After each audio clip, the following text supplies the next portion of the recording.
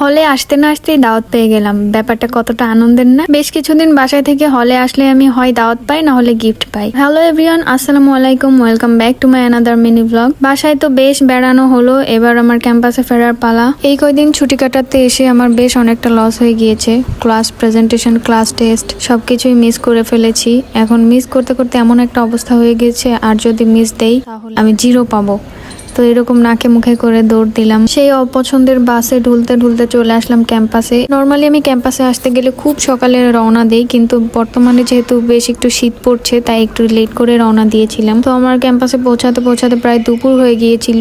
তো দুপুরে যে সবকিছু ক্লিন করতে করতে অলমোস্ট বিকাল সন্ধ্যা হয়ে গিয়েছিল, আর এখন বেলা তো খুব দ্রুত যায়। তো এবার আসি দাওয়াতের কথায়। দাওয়াতটা ছিল রাতের বেলায় আমার ডিপার্টমেন্টেরই এক সিনিয়র আপুর রুমে। আপু চলে যাবে, আপুর পড়াশোনা শেষ হয়ে গিয়েছে। তো যাওয়ার আগে আপু ছোট একটা গেট টুগেদার টাইপ অ্যারেঞ্জ করেছেন ভালো কিছু স্মৃতি রেখে যাওয়ার জন্য। তো এখানে দেখতেই পাচ্ছেন আপু অনেক কিছু রান্না করেছেন আমাদের জন্য। দেখেই বোঝা যাচ্ছিল খাবারগুলো অনেক মজা হবে খেতে, আর পরিবেশনেও ছিল অনেক সুন্দর আর পরিচ্ছন্ন।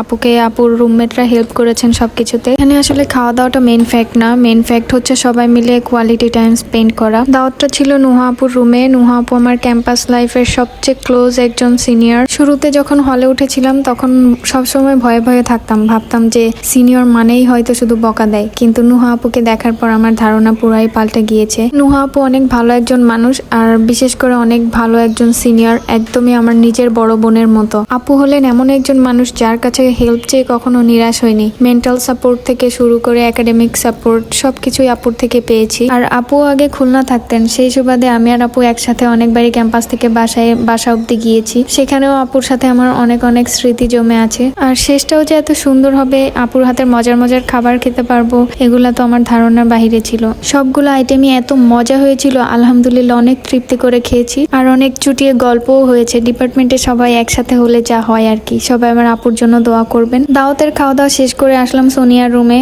আমি যেহেতু আজকেই বাসা থেকে এসেছি, চা কফি খাওয়ার ওইভাবে সুযোগ হয়নি, তো ভাবলাম যে সোনিয়ার রুম থেকেই খেয়ে যাই। আর মাথাটাও অনেক বেশি ঝিমঝিম করছিল। আমি বাসায় ছিলাম আর সোনিয়া ক্যাম্পাসে ছিল, বারবার আমাকে আসতে বলছিল। তো অনেকদিন ওর সাথেও দেখা হয় না, তাই আমরা বেশ অনেকক্ষণ গল্প করলাম। তো এই ছিল আমার আজকের মিনি ব্লগ। সবাই ভালো থাকবেন, সুস্থ থাকবেন, আল্লাহ হাফেজ।